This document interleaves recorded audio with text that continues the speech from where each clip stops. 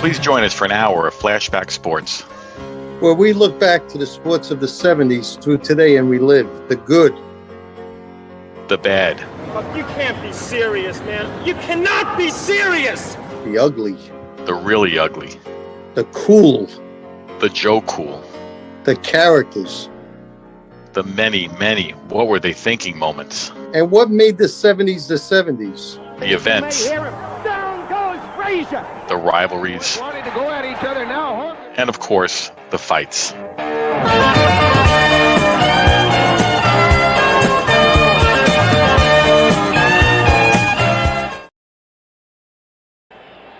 All right, maybe we can get things under control and get on back to the object of the moment. The American League Championship is Chris Chambliss. Walks to the plate.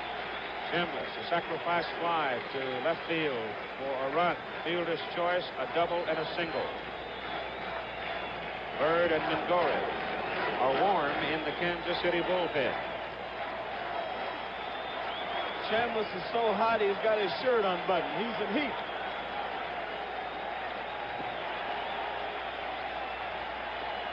Mark Littell delivers high drive, hits it right center field. That's gone. It is gone. Chris Chambliss has won the American League pennant for the New York Yankees. A thrilling, dramatic game with overtones of that great sixth game in the World Series a year ago, and then the seventh game too. What a way for the American League season to end. A spunky, young Kansas City team. Look at them mob Chris Chambliss. What a season he has had. What a series he has had.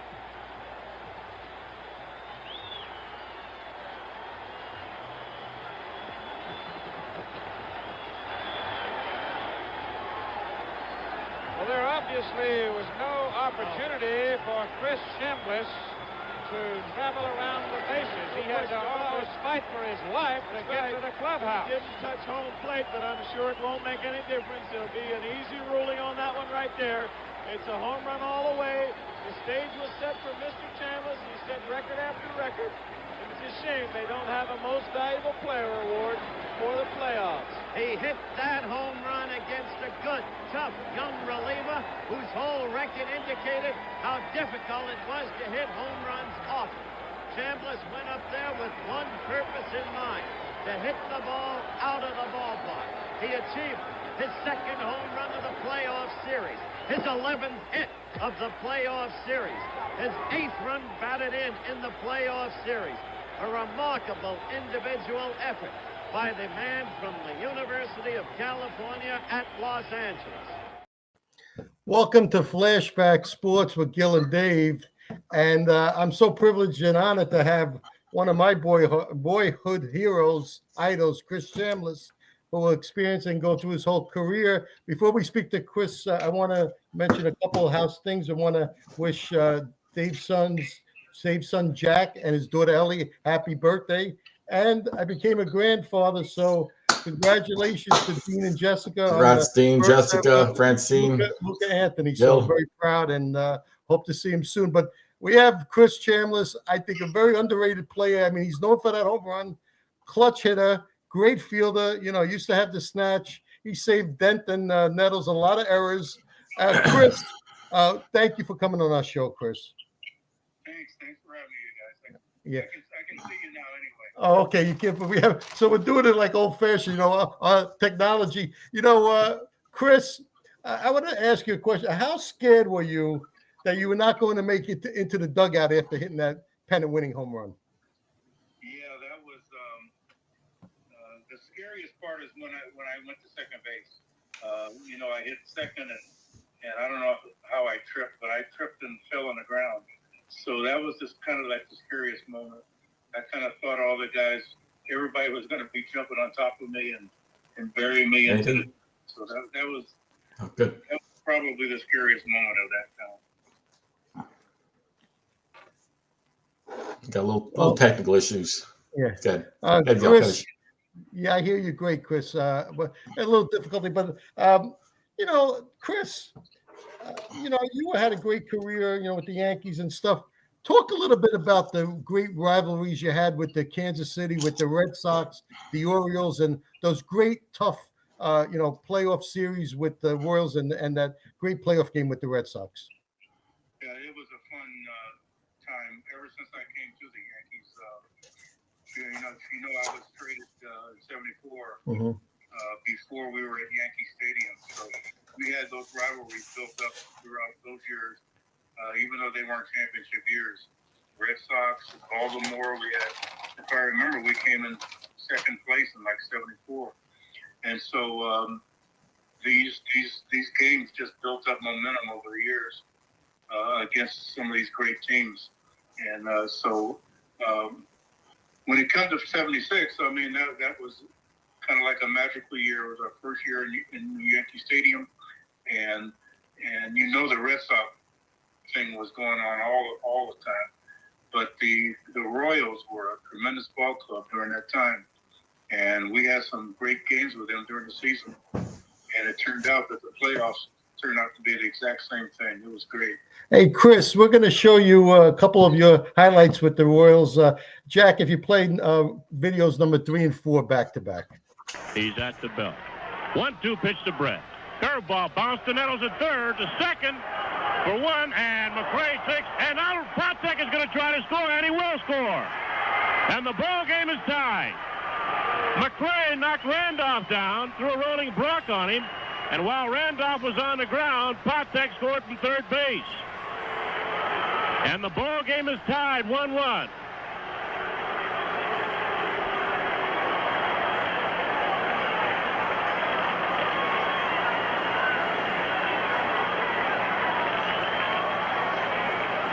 Now Billy Martin not arguing with second base umpire Marty Springstead.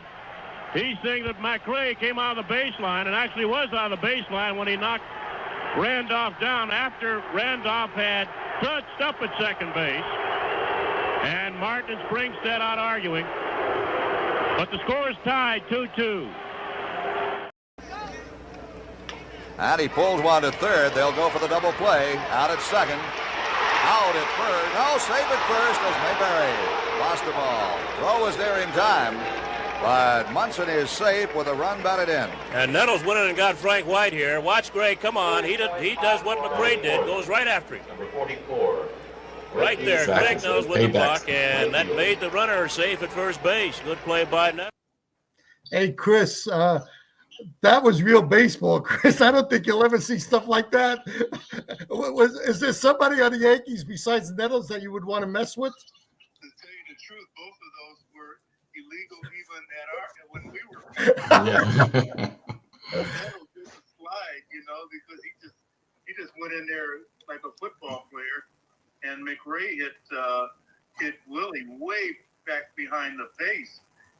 Both of those were illegal at our time, but breaking up the two at second base was a common thing. I mean, that you're trying not to let them turn two, and we were taught early on. We taught that in high school that you're trying to break up that play, but the way both of those were done are both illegal.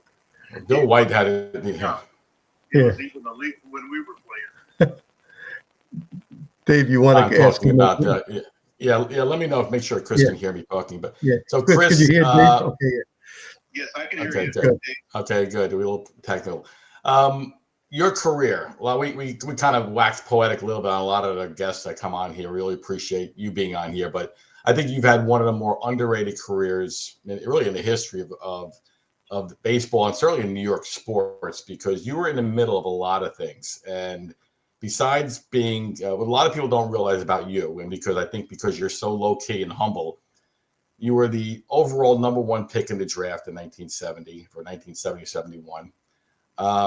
You were in the midst of a lot of things. Besides the home run, which you're noted for, which sometimes could be a detriment, you also hit the game-tying home run in Reggie's 3-homer game in the 77 World Series. People forget about this. Yankees are up 3-1, lose game 5. Losing game 6. Bert Hooton's on the mound. You take him deep, tie the game 2-2. That kind of opened up the floodgates to Reggie's 3 home runs. You start the rally before Bucky Dent's home run in 78. You've got 2,100 hits. To put that in perspective, there are currently 3 active players who have more hits than you. And this time next year, there'll still be 3 active players who have more hits than you. So people forget how really tremendous a ball player you were, because sometimes you get almost pigeonholes like, oh, Chris Chambliss, 76 home run, Kansas City, and they forget about all the other, a tremendous long career you had, a lot of rings. And he also, Dave, he also was rookie of the year. Rookie of the year, exactly. And the Yankees stole you from Cleveland, so. Yeah, Dave, we should show number 5 because that's a very underrated. It's the Reggie game, but maybe you should have got a candy bar, Chris. Should have been the Chris game. Yeah, one. Let's show. Let's show number 5, Jack. Cannot get behind good hitters and get away with it. Hit deep to right center field. Way back. Goodbye. Forget it. Just as Tom Seaver made the point, don't get behind.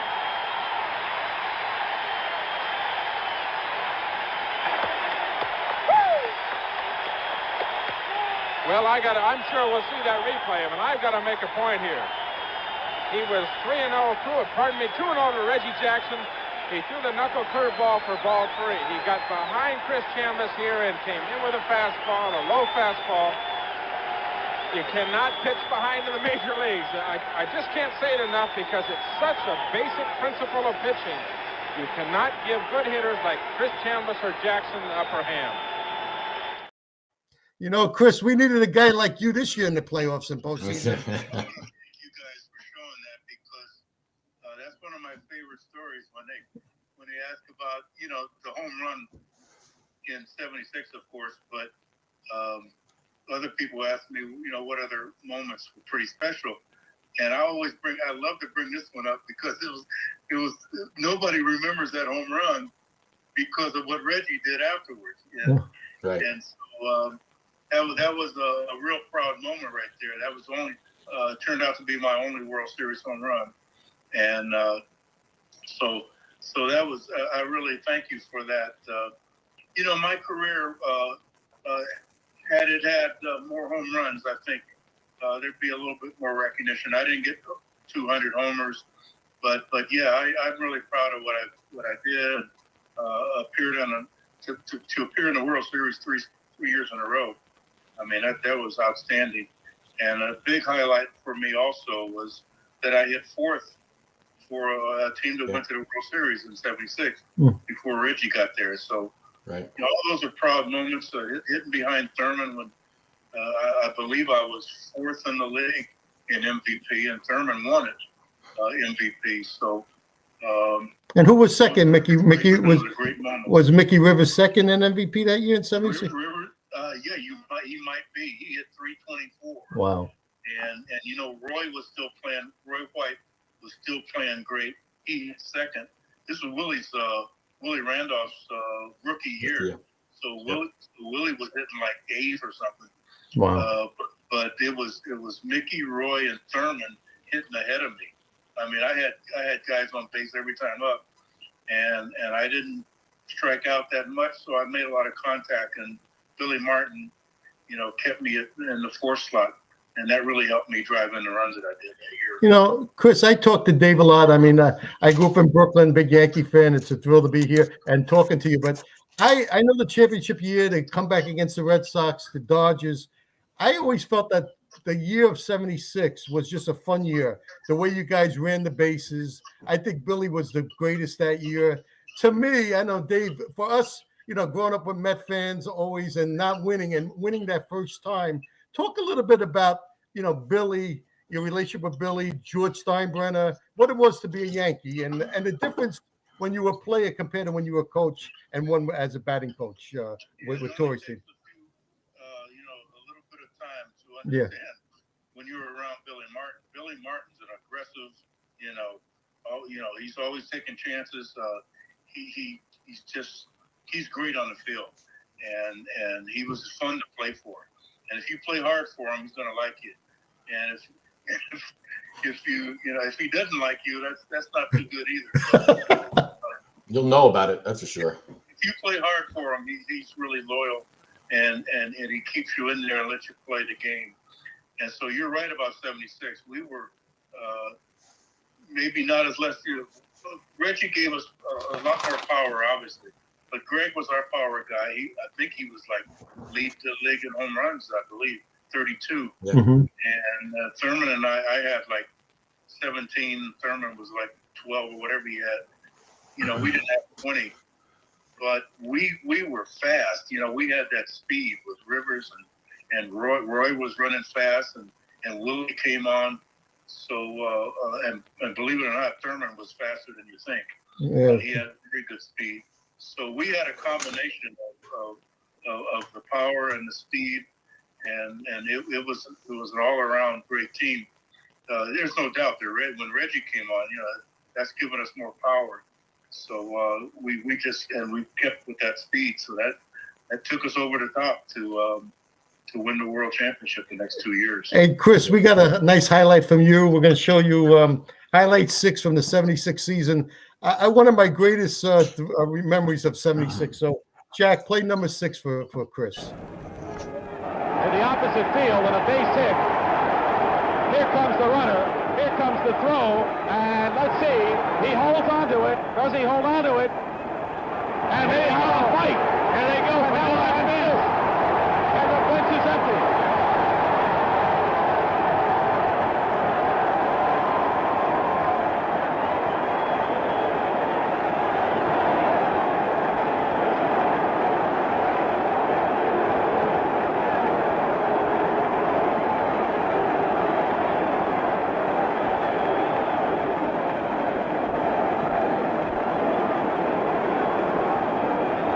And Carlton Fisk. And Bill Lee is hurt. Bill Lee is lying on the first base line, and he is hurt. A couple of the Yankee ball players jumped on him. Rick Burleson and a couple of others came over to try to pull him off, but he went down, and he is up now, holding his arm or something.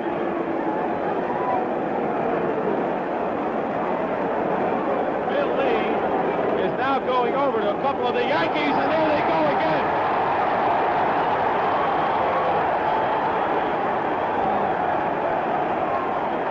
Mickey Rivers right in the middle of it. Mickey Rivers is the guy that's trying to hit everybody with a sucker punch. He's not getting anything. He's just running around behind everybody trying to hit him in the back of the head. I see Shambliss in there. I saw Velez in here. Enrico is going berserk now. Things have gotten out of hand here at Yankee Stadium.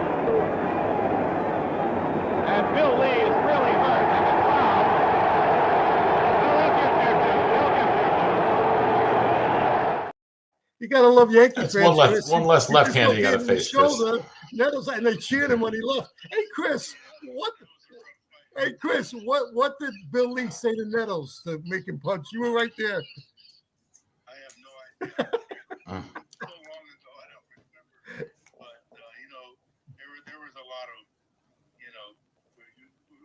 Not only competition, but you just personally didn't like certain guys.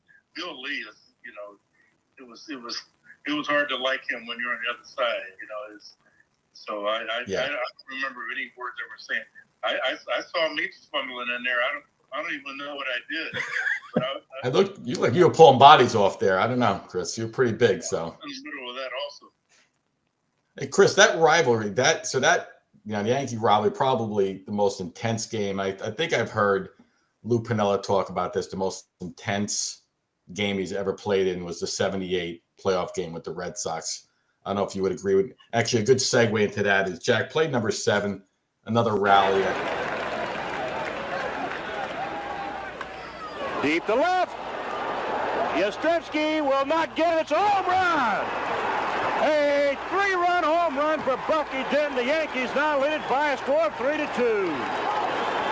Bucky Dent has just hit his 5th home run of the year into the screen. And look at that Yankee bench, led by Bob Lemon. Big Cliff Johnson out there. And a happy Bucky Dent. Yankees now lead 3-2. Chris, what's that? First of all, again, inning doesn't happen. Again, you put Reggie. Reggie wound up having a big homer that game. Bucky then has obviously that big home run.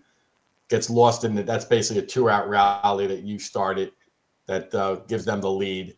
But what is that game like? What's that feeling like when Bucky hits that home run? You know you got Gossage on the mound. Got a pretty good chance of winning. Probably one of the most intense game of all time. Do you feel? Obviously, you feel it. I think I stopped getting sick about 2 weeks ago over that game because I was so nervous for that game.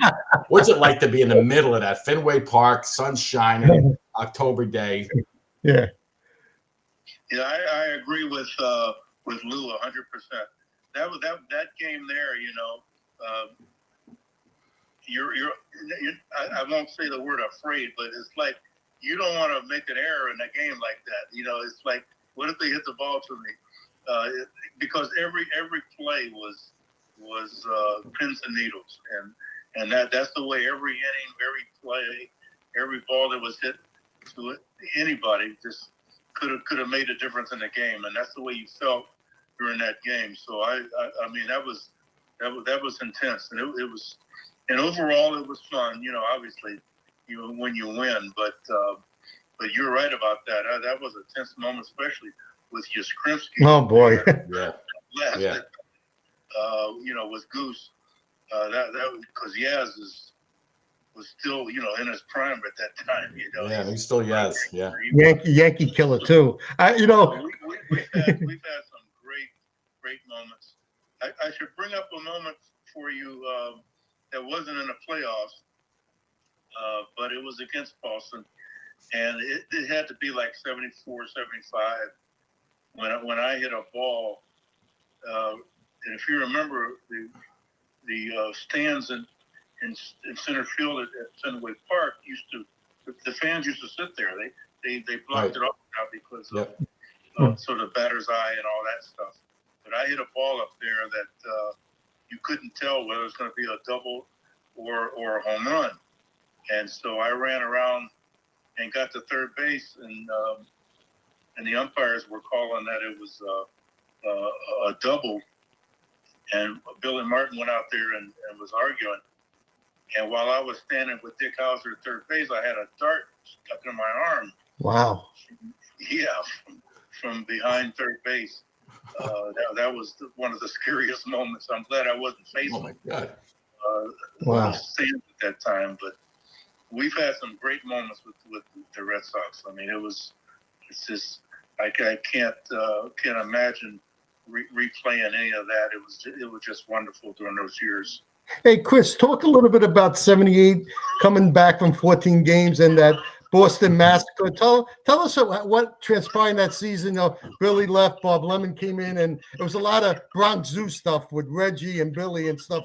Talk a little bit about that year and how they came back, how you guys came back and with one of the greatest comebacks ever. This was kind of like in July. We're like, I think it was July. We were like 14 games out. Yeah. And I'll tell you how we felt during that summer, and as time went on, all of us were saying, how many times do we play Boston? And so that we were counting those games, and we said, if I forgot how many games it was left with them, but it was a lot. And we said, if we win all of them, you look how many games we're going to get. And catch up with them, and that was kind of our mindset, and things just started clicking, and we were determined to do what we did, and it was just fun trying to get there, and then we didn't really know until the very last day, if you remember, to have that playoff game. So that was an outstanding summer for us. Losing Billy during the season would kind of put us in that kind of a funk, and it was Bob Lemon with his calm demeanor that helped us get back into it. You know, Chris, we talk about, me and Dave, we're the same age, unfortunately, and we feel like the guys from the 70s, whose great teams are underappreciated. You, Roy White, Piniella, Nettles. I believe Sparky Lawler's underappreciated because in my opinion, without Sparky Lyle in the '77 playoffs, there's no Reggie and there's no Mr. October. So I think a lot of you guys are underappreciated. So talk about some of the personalities and why do you think Munson is still not in the Hall of Fame? I still can't understand that. I know. Yeah, I can hear you with Munson. It's just, boy, had he played longer, but he was such a great hitter and catcher. I don't know. He just needed to play some more years. It's a shame that it wasn't able to play out really his whole career because he was as good a player as there was. But those teams were, we had a lot of fun on the ball club, and I just think that I don't know. Give me the question again. Well, I know about Thurman. The other question, I feel like you guys are underappreciated. Guys like Sparky, and I feel like you guys are underappreciated. Yeah. I think some of it is humility or whatever, but the best testament of our team to me is that if you look at what everybody did after their careers, almost all of us were coaches, and Pinella did as a manager. Yeah. Billy became a manager. Roy, the Nettles, we all became, and myself, we all became coaches. And so we all stayed in the game. Even Fred Stanley. Fred Stanley became a farm director, for the Giants, Wow. And Dick Tidrow, boy, look what he did with the Giants. A lot of us stayed in the game, and we had big contributions in the game. So that's a lot of people don't see that, because a lot of that work was either in the minor leagues or in the organization. Right. Yeah. Hey, Chris, I was just ask a question.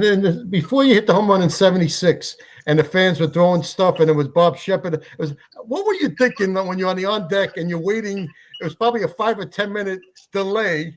What were you thinking about that? Am I going to get a first pitch fastball? What were you thinking? You were hot that series. What was in your mind before that first pitch? Well, the biggest deal that it was cold. And I was kind of shivering, and I was trying to move around a little bit. One interesting thing is that I don't think Littell threw any warm-up pitches in between. I thought he kind of think that he would throw some pitches in between. Mm-hmm. I was cold. I was standing around, and I really wasn't on my knee or anything, but I kind of was just kind of moving around trying to stay warm. And but there wasn't any secret of what you look for with Littell. He threw hard. He was a hard thrower, fastball, hard slider. So it wasn't any secret not to look for a fastball. So that's what I got. Yeah, he was outstanding. Just picking up on the Munson conversation, because one of the things that people also kind of forget, and but I remember thinking about even back then, is when we lost Munson, we kind of lost you, because the next year we trade you to Toronto. You're still in the prime of your career, to get Rick Cerrone, because we needed now to replace Munson behind the plate. So you still had a lot of good years left. You went from Toronto to Atlanta, I think. I'm not even sure you ever played for Toronto, but I think that was the trade. But so we lost a lot. A year later, Reggie was gone after 81. So in that couple year period, the things started to go south for our organization. It kind of started, August 2nd, 1979, a little bit indirectly led to, I don't know if that's exactly how it played out, but I know you were part of the trade that brought Cerrone here, which seemed like it was going to be a fit. It was a fit for a little while anyway, but you, unfortunately for the Yankees and great for you, you had a lot of good years at Atlanta. So what was that experience like, going from the Yankees, a championship caliber team to the Braves at that point?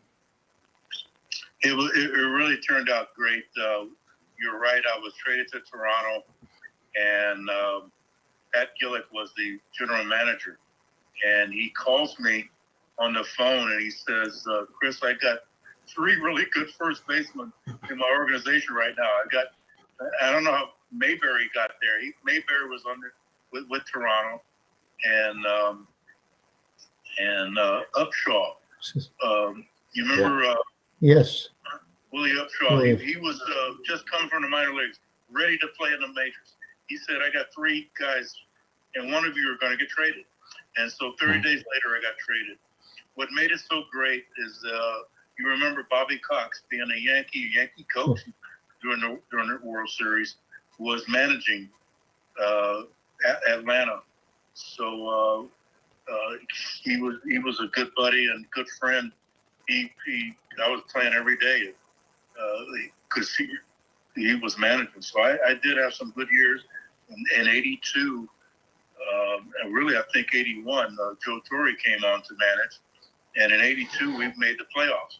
So we had I think we won 13 straight, the first 13 games of the 82 season. So my years with Atlanta was outstanding. We had a lot of fun, had a good group of guys. I stayed there until 86. Wow. Hey, Chris, we talked about your great career, which, like you said, you're very underrated. But talk about when you came back as a batting coach, and how was it winning championships as both a player and difference as a coach? Yeah, I got Joe Torre to thank for that, to hire me to be the coach. That was wonderful. I was with Joe 8 straight years. Before the Yankees, I was with 3 years with him with St. Louis. And so that was a thrill to become hitting coach there. But I talk about that team all the time, especially after I left, after I was fired. I worked in the minor leagues a little bit. I spoke to a lot of younger players about the way O'Neill, Jeter, Tino, how they played the game, and how humble they were. Those guys used to hide from the press after the games because they're, because they didn't want to answer a bunch of questions.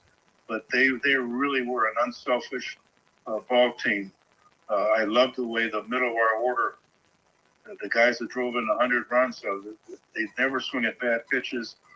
They would have starting pitchers pitch. They'd have 100 pitchers in about 4 innings because nobody would swing at that many bad pitches. And they were a tremendous offensive club because of that. And so I talk about them a lot. So it was a pleasure to be around that group. And, Joe was just, he was magic as a manager. Him and Zimmer together is unreal the way they worked together. It was really a fun time.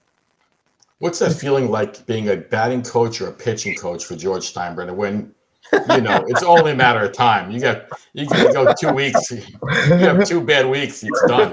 You may be brought back, but we had our moments when things weren't going well, and the game was over. We had to make our way up to his office. So that can happen with George. He's a tough man, and he means business. So, George is, but George is a winner, and if you don't win for him, he's gonna know why. And but so many times, I think that the best thing about George Steinbrenner is that he knew who the best baseball people were in the game, and he would hire them. And even if he ended up fired, and that comes with Billy, of course. He knew Billy was born to manage the Yankees, and but with personalities and the way they speak out, and whatever happens, he gets fired, but he always hired him back, and that's the way George was. He may fire you, but he knows you're the best for that position. He would hire you back. He knew how to win.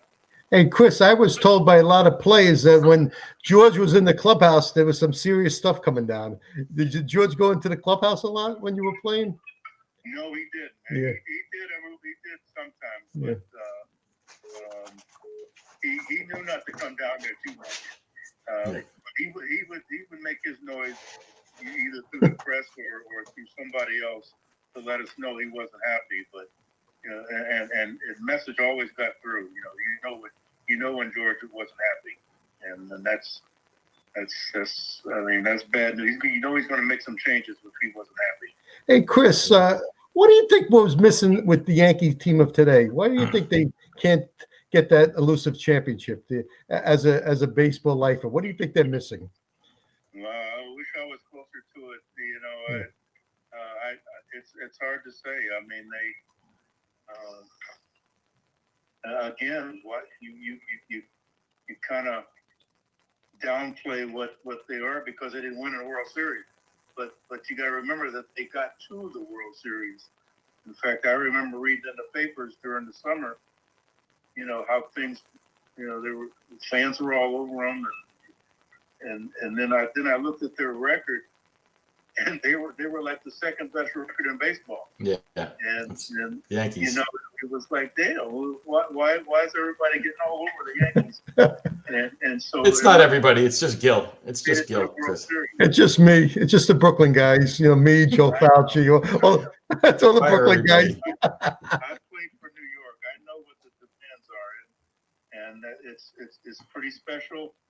And if you don't have the right personality, you can be, you may not belong there. There are some really good players that couldn't play in New York because of the demands of the press and the fans. But I mean, listen, they made it to the World Series. I mean, I know they and whatever, but good run. But I'm not close enough to know the details of why they, you know, what they could have done better or whatever. But there were some good games to watch. Hey, Chris, if you have a couple of minutes, just a couple of names I want to throw. I get a reaction, if I could. First one's George Brett. To me, Brett was the guy, Munson, like yourself, last guy you want to see up. You got the taste of that action a lot. 76, 78 throughout those playoff runs. You weren't there in 80. But what was it like playing against Brett and seeing Brett up in a big spot, especially during those great series that you had? Yeah. George was a consummate hitter. I mean, combination of hitting for power and hitting for average. You can't strike him out. I mean, he was as good as there was as a hitter. Right. He proved that in '76 when he tied that game up off of Grant Jackson. He was fun to watch. I really admired the way he played the game. He was a great player. Wow. Yeah. What do you think about Ohtani, what he's doing, and Judge for that matter, but particularly Ohtani because of the uniqueness of what he does? We talking about Judge? Yeah, Judge and Ohtani, the two of them. Ohtani and Judge. Oh yeah, Judge's progress has been unbelievable. His discipline at the plate changed over those years. Just got better and better at not swinging those bad pitches. I know they got to him a little bit in the World Series, but look what he did during the season, man. His discipline really got better and better over the course of time. Ohtani, I don't know if there's anybody that I've ever seen like him that pitches that good and also is a great hitter. He's an amazing guy, and I'm looking forward to seeing him pitch next year. I think he's going to pitch along with playing. It's hard to do, but I've never seen anybody do it at that level and consistently anyway. Hey, Chris, you had faced some great pitchers. Who was the toughest guy to face? Yeah, my favorite guy to answer that was Vida Blue. I come up 71 was my first year. I did sign in 70, played a year in the minor leagues. And if I'm not, I may have the season wrong, but there was a year when Vida was not only the Cy Young, but he was the MVP and everything. 71, yep. Your year. 71, yeah. I hated facing him. Obviously being a left-hand hitter, but his velocity and the way he kicking those legs at you, you couldn't see the ball. You know, he was a really difficult guy for me. Right. I thought the one guy the Yankees got that one of my favorite players, I thought they gave them credibility even though he's unfortunately had a lot of injuries in his career, a lot of part of his year, but it was Catfish Hunter. What was that experience like? You were there when Catfish got there. I thought, because he got there between 74 and 75, had a Cy Young year in 75, tremendous year. A lot of injuries afterwards, but he just seemed like such a class act. I thought he gave the Yankees a lot of credibility, put him over the top, got him to that next level. What was your take on him? What a wonderful person, as well as a great pitcher. As you know, I played early 70s. I had to face him before I knew him, and our most of our conversations about Cat is that he was a comfortable 0 for 4. You know? In other words, he didn't fool you like you know how you swing at bad pitchers or something. Cat had a knack to where you could never hit a ball hard off of him. It was really something else. You always went 0 for 4, but you felt like you had good swings, but you never hit it. But his control was unbelievable, and he really gutted it out. You're right about when he got to us. You know, after 75, his arm was killing him. It's like 76 and 77. Yeah. His arm was really hurting bad, and but still he would go out there, no complaints. Really, during the time, you didn't even know he had a sore arm because you just didn't know, because he continued to go out there. Wow. But aside from that, he was a great person, great guy to have around, and you know, he was very, very humble. I really appreciate that about him. Yeah, you know, Chris, you mentioned a little bit before when you came to the Yankees in '74, that pennant race. We were at Shea Stadium. Talk a little bit about that '74 season. You were banned on the run, and how exciting! And you guys came so close that year, losing to the Orioles by a game or 2. Yeah, the '74 season. I start as a Cleveland Indian, and it's interesting. The night I got traded. We were in Cleveland and with a 3-run deficit with the bases loaded, and I'm up against Nolan Ryan, and I hit a line shot down the left field line and drove in all 3 runs, and we come into the clubhouse, you know, and we had it's almost like we won the World Series, you know. It was a big win, and that was the night I got traded. Me and Dick Tittrow and Cecil Upshaw. Getting there in '74 was. The very next morning, by the way, this was a Friday night, and Saturday morning I'm in a Yankee uniform at Shea Stadium. So it was really a quick turnaround, and my season was kind of mediocre, really, overall. They were going to trade me after the '74 season. They, you know, because they platooned me a little bit and whatever. But as far as the season you're talking about. That was fun with Baltimore, and the Yankees really were close, and we came in. I forgot how many games we were out, but that turned out to be an exciting season for us. You know, Chris, let's talk a little bit about Sparky Lyle. I mean, how great was he as a relief pitcher, Sparky Lyle? Sparky is like no one that anybody would ever see now or ever. To have a slider that just broke off the table every time he threw it. He threw it so well that it'd be a 3-0 count, and he'd still throw it a slider and get back into the count. Sparky taught that, as you know, he taught that slider to Guidry, and it's an amazing pitch. And also, I know Goose has mentioned this so often. You know, your closer didn't just pitch the 9th inning. You know, you go out there with nobody on 9, and you just got to get 3 outs. You know, Sparky and Goose, they'd be pitching like 3 and 4 innings or something sometimes to finish a ball game. So they were amazing. And Sparky to not. Very seldom did he throw a fastball. I mean, hardly ever. Right. And there's no one that that I can think of that was maybe Suter. Suter would throw that split all the time too. Yep.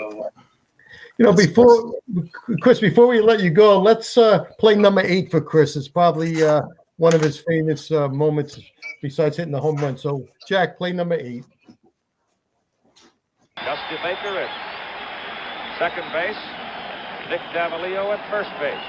1 out is all they need. Any fly ball, anything. That's all they need. That's good. That's going to do it. Torres gets it. Over. The Yankees win their 21st World Series. They've traced them season long for you. The ups and downs, emotional and on the playing field. The way they came from behind to beat the Red Sox and the Birds. The way they came from behind to beat the Royals. And now this. How did that feel to really be on top of the mountain, Chris? That was really exciting. Reggie had to do like I did when that home run there. Well, blocking sleds. He just went right to the dugout. Hey, Chris, in 76, my good friend Joe Fauci was there. He ran to get your bat. The police officer took the bat because you think Nettles had the bat. The cop gave it to Nettles. So that's how you got that bat back. Yeah, was it you that told me that? Yeah, I told you that last year when we were at the. I didn't realize that. I thought Greg went out there and got that bat. But the funny part of that is that Greg had that bat and he took it to the dugout. And if you remember, our gloves and our hats were sitting right on the steps. And Greg had my bat and keeping everybody away from our like that. It was amazing. But a cop also brought back the ball here. If you know, the ball didn't go into the stands. Right. It went in between there, and one of the police took that ball and brought it right back to me. Wow. Wow, I never knew that. Wow. Good. Good. Good for him. And Chris, when you came to home plate, there was no home plate, right? No second, no third, there was nothing. What did you? As soon as you hit first base, what did you say? Oh my God, how am I even going to attempt to?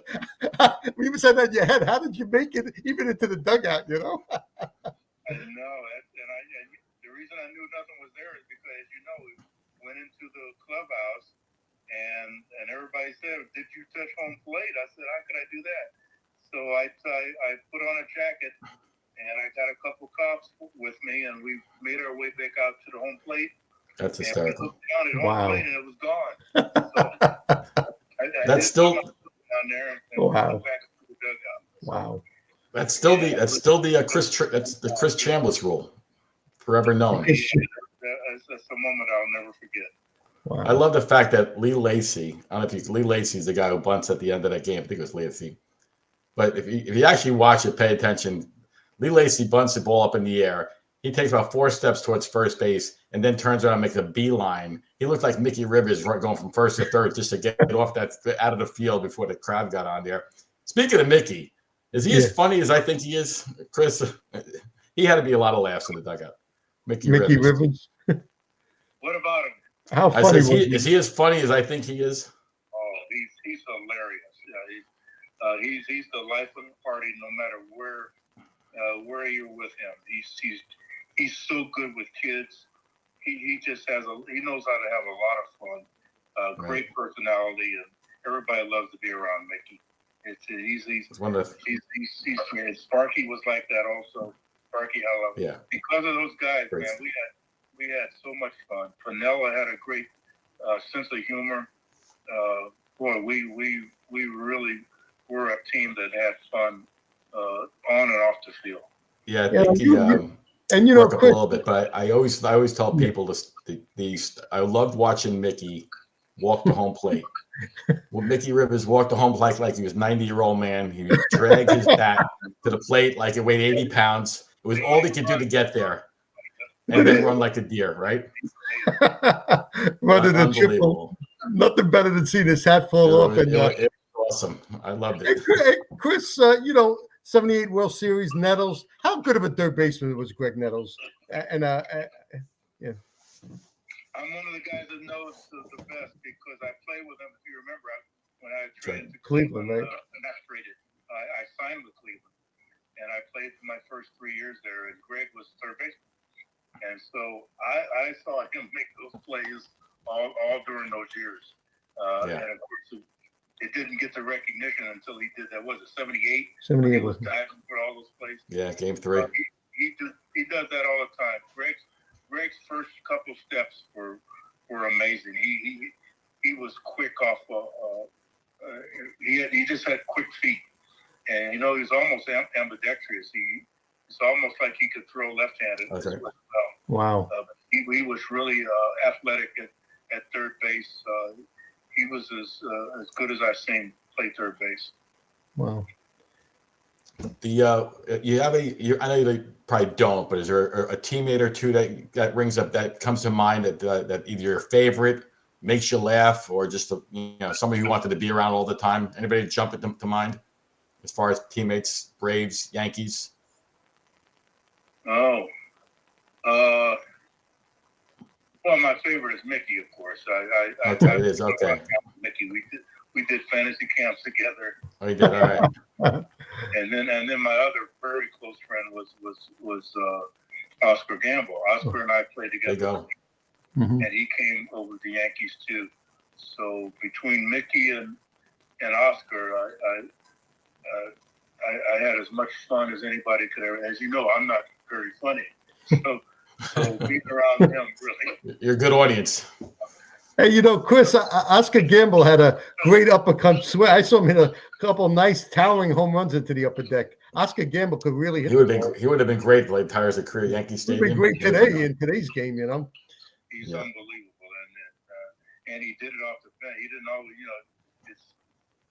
it's hard to come off the bench and do that. Matt Stairs comes to mind sometimes. When you're coming off the bench like that. But Oscar had a lot of power, and what most people don't know about Oscar is his arm from the outfield. He had a tremendous throwing arm from right field. He had very strong. So Oscar was a great friend and a great player. Hey, Chris, me and Dave, we grew up, our guy, our favorite growing up was Bobby Mercer. You have any memories of what Bobby meant to the Yankees and as a teammate to you? Yeah, he was a special guy, and you guys already know that he left the team, and then we went to the World Series, and he came back to us in '79, and he missed all those World Series teams, but he made up for it because all the wonderful broadcasting he did, all those years. He was a good buddy also, but what he did that day that we lost Thurman, or the day, what did we play the day after? I can't remember. Yeah. But he what did he drive in? 7 runs or something? It was just unbelievable what he did that day. Yeah. It was like he took all of us on his shoulders and said, "Listen, I'll play this game for all of us." Really. And he really put that together. He was an amazing person. Yeah, we talked about that game a lot, Chris, and that that year was kind of like, we had a lot of things happen that year with Thurman, and that was Capish's last year, and then that game that Mercer had, and Mercer was kind of, for the generation after, it was kind of like Mattingly was, because he played an entire career, great career, only got to the playoffs one time. I think Mercer was on the '81 team that went to the World Series, but but that was he had a phenomenal. He was our guy, and before we had guys like you, in terms of before we really became good. So really appreciate him. Hey, listen, we've kept you on way too long. We really appreciate the time here. But Chris, we thank you. You're an underrated player, all that great team, and it was really I can't tell you how great it was to talk to you. Me and Dave, we appreciate your time, and thank you for staying. I hope you enjoyed. Even though it's the Brooklyn guys, we can be a little rough, but I hope you enjoyed the conversation. It was great to be with both of you, Dave and Gil. Thank you so much. Okay. Thanks. Hey, have a happy Thanksgiving and a great holiday season. And Chris, keep up one of the greatest Yankees. And if it's up to me, I put a plaque up for you, Sparky Lyle, Bobby Mercer, Roy White. They should all have plaques, and medals too. I put 5 plaques up. I told Todd Mercer we'd put a plaque up there. Even if we go at nighttime, we'll just put it up when they're not looking. You guys all deserve plaques. You were great Yankees. Have a good one, Chris. Have a happy Happy Thanksgiving to you. Look to get together. Thanks, Chris. Thanks for doing Thank you, Chris. Bye, Chris. Good night. Well, Chris is one of unsung hero, just a great Yankee. I don't know, Dave. I really enjoyed talking to him. We could have talked to him for 3-4 hours, but just a great Yankee. Hey, we went on a little late. We went on a couple. We have, I think, Big Corey's in the back. If anybody else is in the back, want to come on, we only have got a couple minutes with the gym. And sorry about that. I think we have a couple minutes. Is anybody in the back? There's Big Core. Yeah, Big Core. I gotta get my core fixed, so I gotta get him on. So that was just terrific. That was absolutely terrific. And you know, it was funny when you asked him who was his toughest pitcher. I said he's going to say Vida Blue. I knew it. I knew he was nasty. Vida Blue because he came up as a rookie, and that was Vida Blue's key year, 1971. And I saw him pitched back then when I was in California, and I said no left-handed batter wanted to see Vida Blue. No, he was nasty. So a lot of legs. Hey, John, what are you doing? Hey, John, what are you evaluating the Jet draft pick? What are you doing? Yeah, I'm already selling. You're looking at the Jet draft pick. Me and Dave are playing for GMs. I'm already studying the next wave of quarterbacks this year. I'm gonna have a fun time with that. It's back to square one, pretty much. Back to square one. I've been through this my whole life. What's different? What's different now? Well, I know, but I think I do want to remind you that I think the last time we saw you talking about the Jets, we just talking about.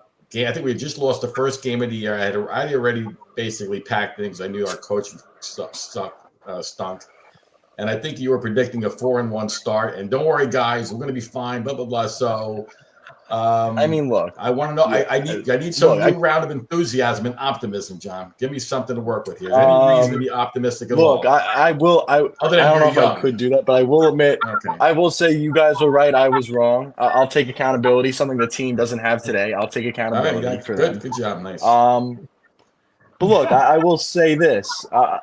If they get a good head coach, like I want a John Gruden, I want a Mike Vrabel, or I want Bill Belichick. If they get one of those three guys, I'll be optimistic again. But it's going to depend on a GM. Just get a guy from the Chiefs, get a guy from the Lions, get a guy from the Texans, and they'll be fine. Mm-hmm. But look, you never know. Woody Johnson, you're going to trust Woody or Chris Johnson to make this decision? I mean, how do you trust these guys? These guys are boneheads. They're terrible. Yep, they are. They really are. No, I have to make one comment. There's just the continuity, and just to say this: when the Jets played the Steelers a month or so ago, Michael Keaton came on beforehand. Of course, he's a Pittsburgh guy, and he's talking about the fact that the Steelers have had 3 coaches since 1969, and he commented, and he says, amazing. Jets have had 2 in 1 week, and it says volumes of stability. I disagree. We have years. So, hey guys, I want to wish you a happy Thanksgiving. Producer saying we're done with the show. I hope you enjoyed Chambliss as much as I did. Yeah, great interview. But guys, happy Thanksgiving to your families, and we appreciate you guys coming on. John, stay well.